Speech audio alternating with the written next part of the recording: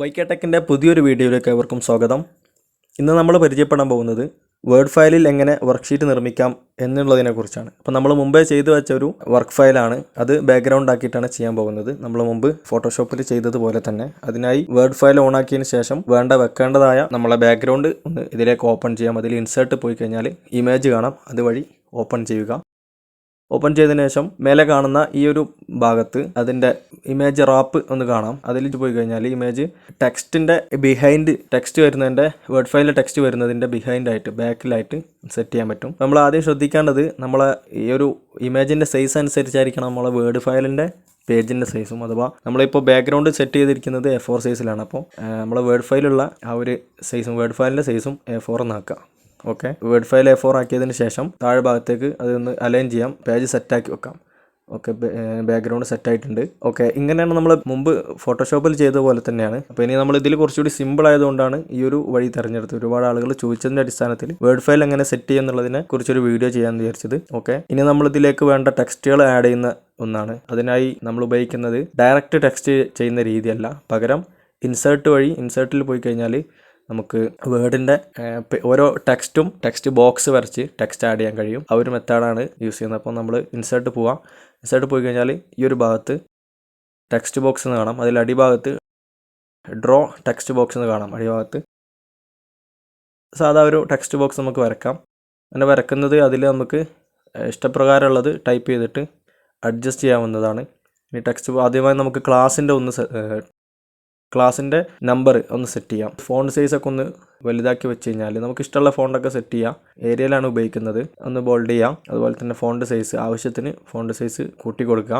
ശേഷം നമ്മളിതിൽ ശ്രദ്ധിക്കേണ്ടത് ഈ ടെക്സ്റ്റ് ബോക്സ് നമ്മൾ വരക്കുമ്പോൾ അതിന് ഓൾറെഡി ടെക്സ്റ്റ് ഫിൽ കളർ ഉണ്ടാവും, അതുപോലെ തന്നെ ടെക്സ്റ്റ് ബോക്സിൻ്റെ ബോർഡർ ഉണ്ടാവും. ഇതൊക്കെ നമ്മളൊന്ന് ഒഴിവാക്കി കളയണം. അപ്പോൾ അതിലൊന്ന് ജസ്റ്റ് ക്ലിക്ക് ചെയ്ത് കഴിഞ്ഞാൽ അതിൻ്റെ സെറ്റിങ്സ് വരും. അത് നമുക്ക് ഇഷ്ടമുള്ള എന്തും സെറ്റ് ചെയ്യാൻ പറ്റും. നമ്മളിപ്പോൾ തൽക്കാലം നോർമലായിട്ട് ബാക്ക്ഗ്രൗണ്ട് ഓൾറെഡി ഉള്ളത് കൊണ്ട് അതെല്ലാം നോ കളറായിട്ട് കൊടുക്കുകയാണ്. ടെക്സ്റ്റ് ബോർഡർ ആയാലും ശരി, അതുപോലെ തന്നെ ടെക്സ്റ്റ് ബോക്സിൻ്റെ ഫില്ലായാലും എല്ലാം കളറ് ഒഴിവാക്കിയിടാണ്. അതേപോലെ തന്നെ നമ്മൾ ടെക്സ്റ്റിന് മാത്രം കളർ മതി. അപ്പോൾ അതിനവിടെ സ്യൂട്ടായിട്ടൊരു ബ്ലാക്ക് കളർ കൊടുക്കുന്നു. ഓക്കെ, ഇനി നമ്മൾ മറ്റൊരു ടെക്സ്റ്റ് ബോക്സ് വരച്ചതിന് ശേഷം നമുക്ക് ഡേറ്റ് ഒന്ന് ഫിക്സ് ചെയ്യാം. ഡേറ്റിന് വേണ്ടി ഒന്ന് വരക്കുമ്പോൾ നമുക്ക് കാണാം ഓൾറെഡി അത് നമ്മൾ ആദ്യമായിട്ട് വരക്കുമ്പോൾ അതിൽ ടെക്സ്റ്റ് ബോക്സിന് കളർ വരും, അതുപോലെ തന്നെ അതിൻ്റെ ബോർഡറിനും കളർ വരും. അത് രണ്ടും നമ്മൾ അതിനൊന്ന് ക്ലിക്ക് ചെയ്ത് കഴിഞ്ഞാൽ അതിൻ്റെ സെറ്റിങ്സ് വരും. അപ്പോൾ അവിടെ പോയിട്ട് അതൊന്ന് നോ കളറാക്കി കൊടുത്താൽ മതി.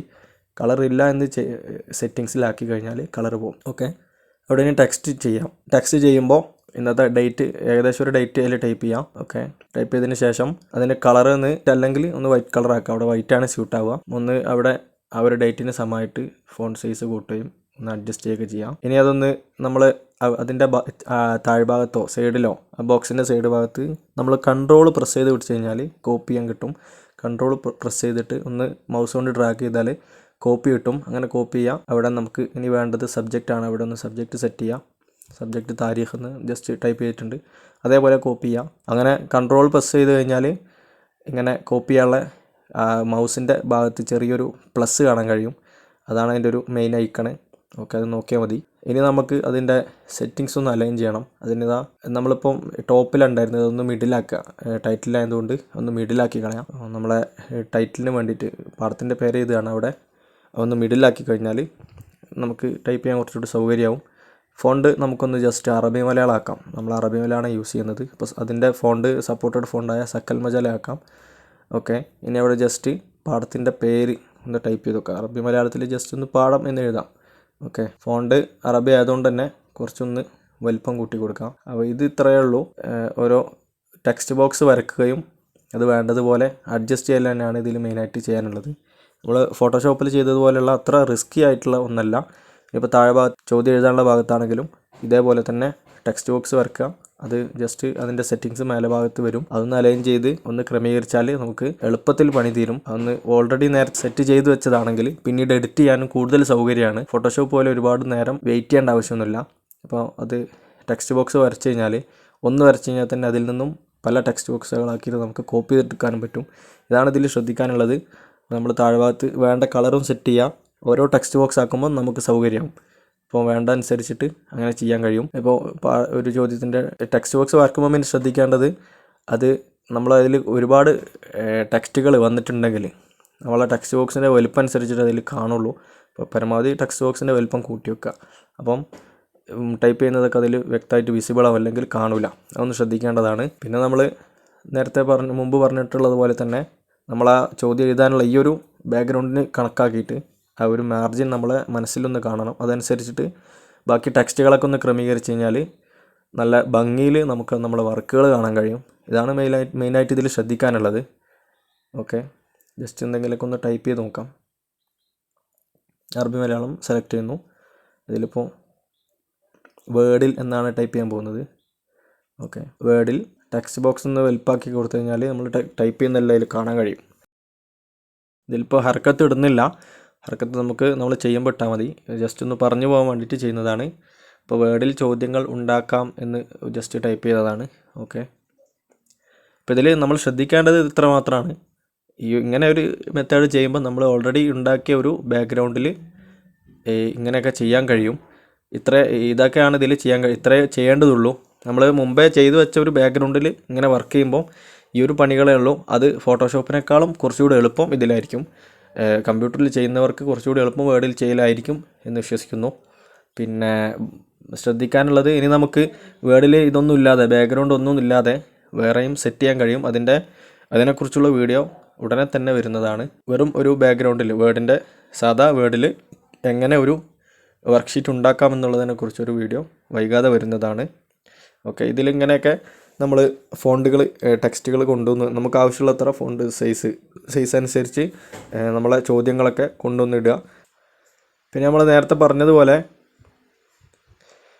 നമ്മൾ ടെക്സ്റ്റ് ബോക്സിന് കളർ ചേഞ്ച് ചെയ്യാം. കളർ ഇഷ്ടമുള്ള കളർ കൊടുക്കാം, ബോർഡർ കൊടുക്കാം. ടെക്സ്റ്റ് ബോക്സ് ഏത് ടെക്സ്റ്റ് ബോക്സ് ആയാലും അതിന് അതിൻ്റേതായ രീതിയിൽ നമ്മളെ വേർഡിലെ സെറ്റിങ്സ്, ചിലപ്പോൾ വേർഡിൽ ഒരുപാട് സെറ്റിങ്സ് ഉണ്ടെങ്കിൽ അതൊക്കെ നമുക്ക് യൂസ് ചെയ്യാൻ പറ്റും. വേർഡിൽ ടൈപ്പ് ചെയ്യുന്ന ടെക്സ്റ്റുകൾക്ക് ചില എഫക്ട്സ് കൊടുക്കാം. അതുപോലെ തന്നെ അതിന് മിറർ, അങ്ങനെ ഒരുപാട് എഫക്ട്സ് കൊടുക്കാൻ പറ്റും. 3D എഫക്റ്റ് ഉണ്ട്. പിന്നെ അതുപോലെ തന്നെ ഷാഡോ ഉണ്ട്, ഗ്ലോ ഉണ്ട്. അങ്ങനെ ഒരുപാട് ഓപ്ഷൻസ് ഉണ്ട്. നമുക്ക് ഇഷ്ടമുള്ളതുപോലെ വേർഡിൽ ഒരുപാട് സെറ്റ് ചെയ്യാൻ കഴിയും. ഓവർ റിസ്ക് ഇല്ലാതെ തന്നെ, ഓവർ പണിയൊന്നുമില്ലാതെ ജസ്റ്റ് ഒന്ന് സെലക്ട് ചെയ്ത് കൊടുക്കേണ്ട പണിയേ ഉള്ളൂ.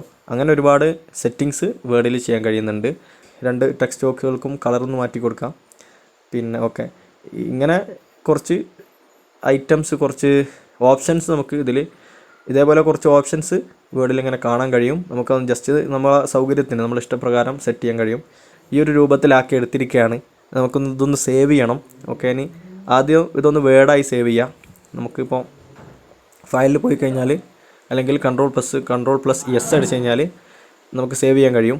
നമുക്ക് സേവ് ചെയ്യുമ്പോൾ ഇതിൻ്റെ ഒരു പേര് കൊടുത്തിട്ട് സേവ് ചെയ്യാം. വേർഡിൻ്റെ നമ്മൾ എന്താണോ പേര് കൊടുക്കാൻ ഉദ്ദേശിക്കുന്നത് ആ പേര് കൊടുത്തിട്ട് ഒന്ന് സേവ് ചെയ്യാം. ഞാനിപ്പോൾ ഇവിടെ വർക്ക്ഷീറ്റ് എന്ന് കൊടുത്തിട്ടുണ്ട്. ഓക്കെ, അത് വേർഡ് സേവ് ആവും. അതിൻ്റെ കൂടെ തന്നെ സേവ് ആസ് അടിക്കാൻ, നമുക്ക് വേർഡിൽ സേവ് ആസ് അടിക്കാനുള്ള ഓപ്ഷൻ എന്ന് പറയുന്നത് F12 ആണ്, F12 ആണ്. അല്ലെങ്കിൽ ഫയലിൽ പോയിട്ട് സേവ് ആസ് അടിക്കാം. അതിൽ PDF ചെയ്യാം. PDF-ലാണ് സേവ് ചെയ്യുന്നത്. ഇതിൽ ഈ ഒരു വേർഡിൽ JPG ആക്കാനുള്ള ഓപ്ഷൻ ഇല്ലാത്തതുകൊണ്ട് വേർഡിൽ സേവ് ചെയ്യാണ്. നമുക്കത് നേരെ ഓൺലൈനായിട്ട് നമുക്ക് PDF ഈ JPG ആക്കാൻ പറ്റും. അതിലേക്ക് നമുക്ക് കിടക്കാം. ഓക്കെ, സേവ് ചെയ്ത് കഴിഞ്ഞു. വേർഡും അതുപോലെ തന്നെ PDF ഫയലും സേവ് ചെയ്ത് കഴിഞ്ഞു. ഇനി നമ്മൾ നേരെ ആ PDF ഒന്ന് ഓപ്പൺ ആക്കി നോക്കാം. അപ്പോൾ ഇങ്ങനെയാണ് PDF വരുന്നത്. നമ്മൾ ചെയ്തതുപോലെ നല്ല ക്വാളിറ്റി തന്നെ. PDF സ്വാഭാവികമായിട്ടും സാധാരണ PDF നല്ല ക്വാളിറ്റിയിൽ വരും. PDF ഇങ്ങനെ സേവ് ആയിട്ടുണ്ട്. ഇനി നമുക്കതൊന്ന് ഓൺലൈനായിട്ട് ഒന്ന് JPG ആക്കി കളയാം. അതിന് ക്രോം ഓപ്പൺ ചെയ്യാം. ക്രോം ഓപ്പൺ ആയി കഴിഞ്ഞാൽ PDF to JPG എന്ന് ക്രോമിൽ ടൈപ്പ് ചെയ്യാം. ഒന്ന് സെർച്ച് ചെയ്യുക, PDF to JPG എന്ന് സെർച്ച് ചെയ്ത് കഴിഞ്ഞാൽ വരുന്നുണ്ട്. ഇപ്പോൾ ഞാൻ ജസ്റ്റ് രണ്ടാമത്തെ ക്ലിക്ക് ചെയ്യണം. അതിൽ I love PDF എന്നുള്ള ഒരു ഓൺലൈൻ PDF ഇട്ടിട്ടുണ്ട്. അത് ക്ലിക്ക് ചെയ്യാം. സെലക്ട് PDF ഫയൽസ് ഒന്ന് ക്ലിക്ക് ചെയ്യാം. നമുക്ക് ഫോൾഡർ ഓപ്പൺ ആക്കാൻ വരും. നമ്മളെ ഡെസ്ക്ടോപ്പിലാണുള്ളത് PDF ഫയൽ. അതൊന്ന് സെലക്ട് ചെയ്യുക. PDF സെലക്ട് ചെയ്യുക. നമ്മൾ നേരത്തെ സേവ് വെച്ച PDF തന്നെയാണത്. ആ ഒരു PDF ഓപ്പൺ ചെയ്യുക. അപ്പോൾ അത് ക്ലൗഡിലേക്ക് ഓപ്പണായി വരും. ഇനി അത് JPG-യിലേക്ക് കൺവേർട്ട് ചെയ്യാൻ വേണ്ടി താഴെ ഭാഗത്ത് കൺവേർട്ട് ടു JPG ആണ്. അതിൽ ക്ലിക്ക് ചെയ്ത് കഴിഞ്ഞാൽ അതൊന്ന് അപ്ലോഡ് ആവും. ശേഷം പ്രോസസ്സ് ആയതിനു ശേഷം നമുക്ക് ഡൗൺലോഡ് ചെയ്യാനുള്ള ഒരു ബട്ടൺ വരും. അതൊന്ന് ക്ലിക്ക് ചെയ്യുക. സിമ്പിളാണ്. ഇനി ഏത് PDF നമുക്കങ്ങനെ ഓൺലൈനായിട്ട് JPG ആക്കണമെങ്കിൽ ഇങ്ങനെ കഴിയും. ലോക്കൊന്നും ഇല്ലാത്തതാണെങ്കിൽ ഓക്കെ ഡൗൺലോഡ് ചെയ്യാൻ വന്നിട്ടുണ്ട്. അത് ഡെസ്ക്ടോപ്പിൽ തന്നെ ഡൗൺലോഡ് ചെയ്യാം. ഓക്കെ, ഇത്രയേ ഉള്ളൂ. സിമ്പിൾ പരിപാടിയാണ്. കുറഞ്ഞ ഔട്ട്പുട്ട് തന്നെയാണ്, കുറഞ്ഞ MB തന്നെ ആയിരിക്കും ഉണ്ടാവുക. അപ്പോൾ ഓക്കെ, ഒന്ന് ഓപ്പൺ ചെയ്യാം. ഈ തുറന്നു വന്നിരിക്കുന്നതാണ് നമ്മളിപ്പോൾ ചെയ്തതിൻ്റെ ഒരു PDF നമുക്ക് JPG ആയി കിട്ടി. ആ JPG ഫയലാണത്. അപ്പോൾ നമ്മൾ വേർഡിൽ ചെയ്തതാണ്. ഇപ്പോൾ പെർഫെക്റ്റ് ആയിട്ട് നമ്മളെ ഐഡിയ പ്രകാരം നമുക്ക് ഡിസൈൻ ചെയ്തെടുക്കാൻ പറ്റും. ഇത്രയേ ഉള്ളൂ, സിമ്പിളായിട്ടുള്ള പരിപാടിയാണ്. അപ്പോൾ ഇഷ്ടപ്പെട്ടവർ ലൈക്ക് ചെയ്യുക, സബ്സ്ക്രൈബ് ചെയ്യുക, മറ്റുള്ളവരിലേക്ക് ഷെയർ ചെയ്യുക. ഓക്കെ.